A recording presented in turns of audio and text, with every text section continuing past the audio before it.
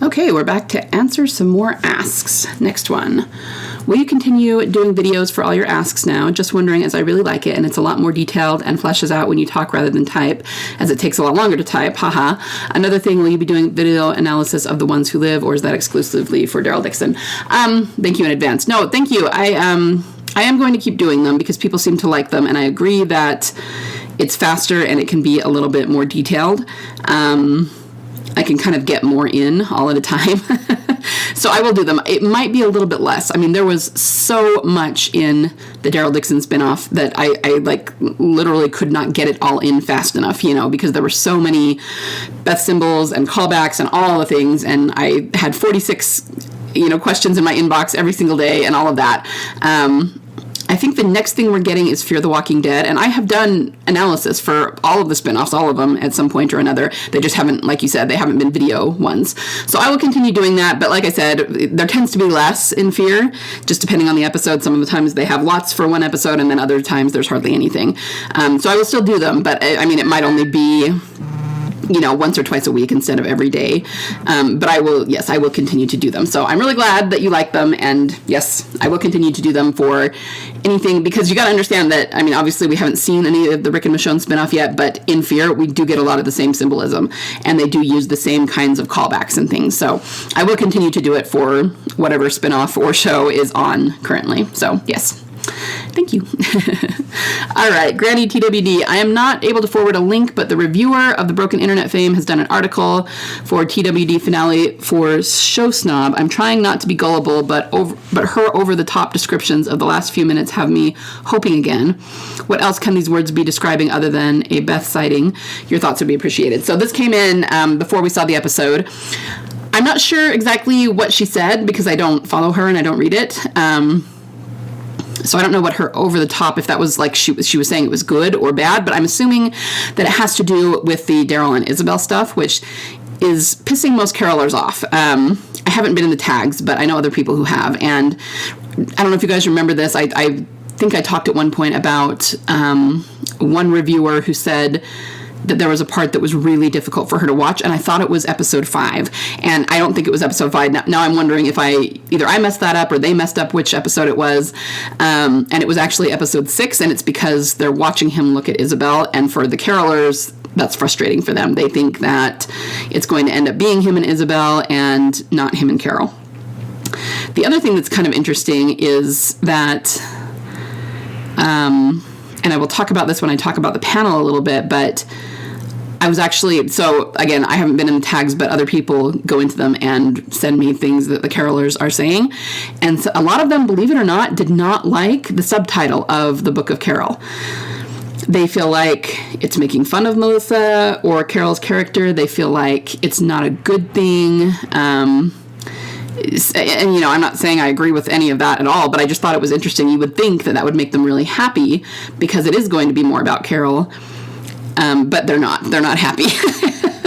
So, take what you will from that. Another thing that someone pointed out, I think it was, sorry, my phone keeps going off here. Let me turn it off.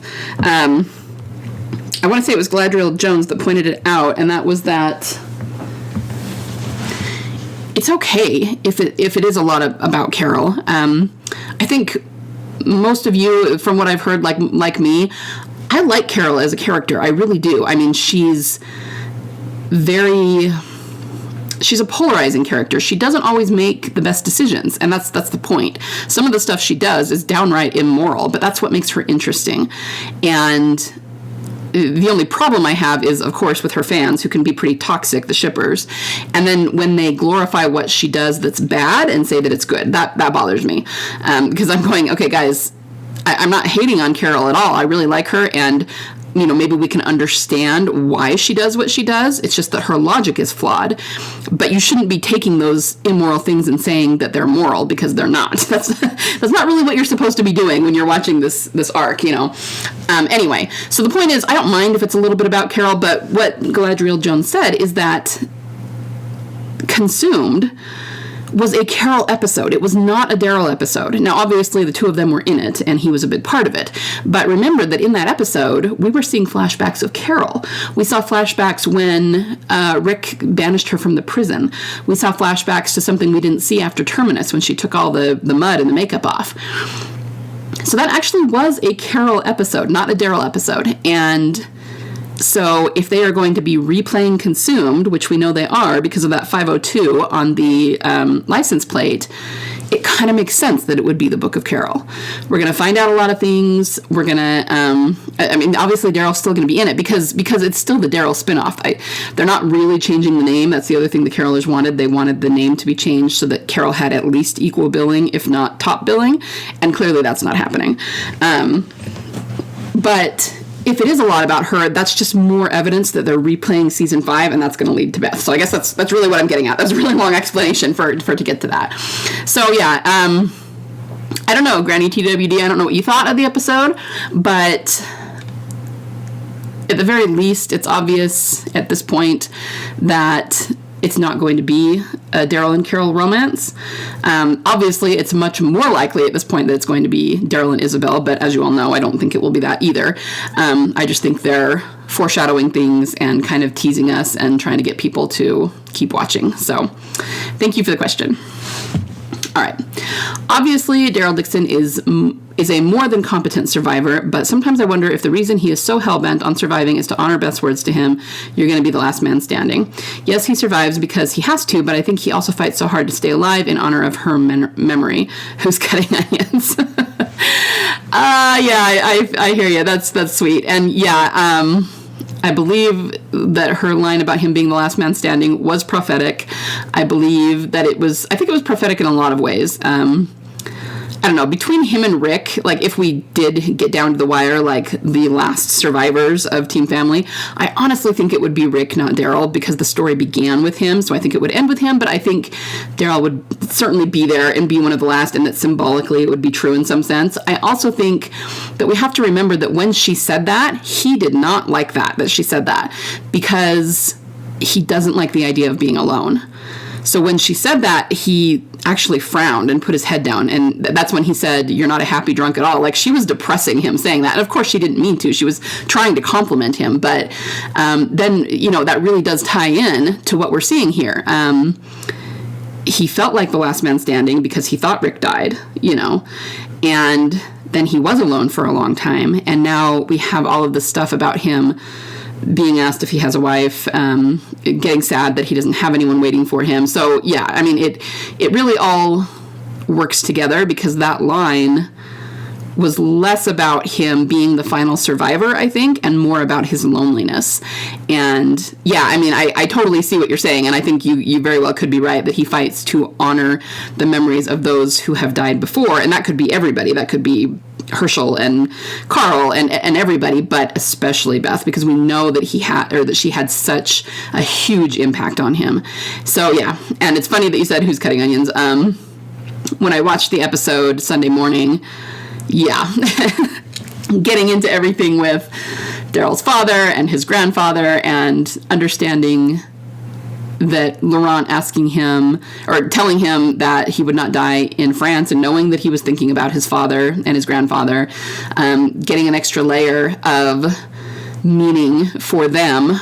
The episode where Rick told the story about his grandfather, and understanding that, I mean, there's just another reason that we didn't understand before why Daryl had such a negative reaction to that, because he was thinking about his own grandfather who never came home. I mean, all of that. We got so much insight into Daryl's character, and it's just so tragic. And so, yeah, I feel you about the onions.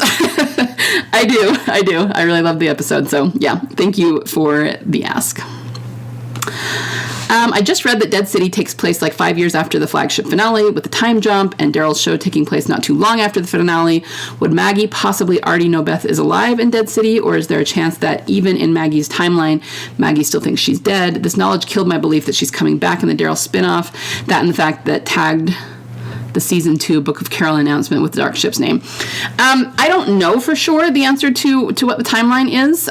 We don't really know how long it's been for Dead City. It might be 5 years. I'm not saying it's not, but we don't have an exact amount of time. And I really think the writers are purposely vague about that because they don't want us to put it together. So we can have an idea, and obviously because Herschel's older, it is a little ways after, but I don't know. I could see it still being a lot of different ways. I mean, maybe Daryl and Carol do find Beth, but they don't make it home from France for like another 3 or 4 years. It could be that there are going to be more time jumps in the future, but that doesn't mean that he's not going to find her. It also could be that Maggie thinks she's alive, and for whatever reason, I mean, she's going to go after her son first because Beth is an adult and she needs to take care of her son. I don't know. I think that's probably less likely, but it's possible. So yeah, I don't know the answer to that, and I don't think there's any way for us to know for sure. But I still don't think that automatically means that Beth is not coming back or that she's not alive. I think there's a lot that needs to happen, and there's a lot that could keep everybody apart for a while. And I think that there's a reason that they're doing the Dead City spinoff. Now, we're not sure exactly where that's leading, but I mean, think about it this way. I think it's pretty obvious in that time period, whatever time it is that Maggie's in, that they don't know Rick's alive yet, because I think we would have seen him. And that means that maybe Rick and Michonne haven't made it back yet. We don't know. We don't know exactly when their spinoff's going to take place. But there's some reason that they're doing this spinoff with Maggie and Negan. And it's not just because they thought it would be interesting to throw Maggie and Negan together in New York City. That's not why they're doing it. They have some ultimate plan.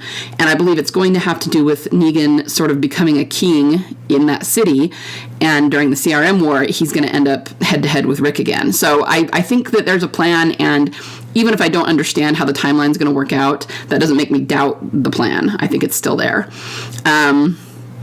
And as I already talked about this a little bit, but I don't think the Book of Carol tag, as you say it, I mean, actually, I kind of like calling it a tag because it is just that. It is just a tag. I don't even think it's an official title. I thought it was weird when I first heard it that they had a subtitle for season 2, because we've had 11 seasons of The Walking Dead. We've had, what are we on? 8 seasons of Fear the Walking Dead, 2 seasons of The World Beyond, and one season of each Dead City and Daryl Dixon. Not anywhere in all of that has there ever been a subtitle for a season. So that was weird to me. I was like, why would they subtitle it? That's bizarre. But I think that was just their way of announcing it and telling us kind of what to expect. And I don't think we're actually going to see that as an official title anywhere. So a tag is actually a good name for it. And anyway, I already talked about that. I don't think it will be a bad thing. I think it's just going to be that we're going to learn more about Carol, and maybe it will give us a lot of insight into Daryl and Carol's relationship, and I think there's a good chance it will change their relationship a lot. Not in the way the Carolers are thinking, of course, not that they're going to become romantic, but I don't know. I just think things are not going to be the same after this, and not in a bad way or a good way. It's just the way things go, So I hope that you can retain some of your hope, but it doesn't bother me. None of the stuff that you laid out bothers me too much. Okay, I think I'm going to call it there for today. I've got a few more, so I will be back tomorrow to try to finish off the ones that I have for right now. Everyone have a fabulous day.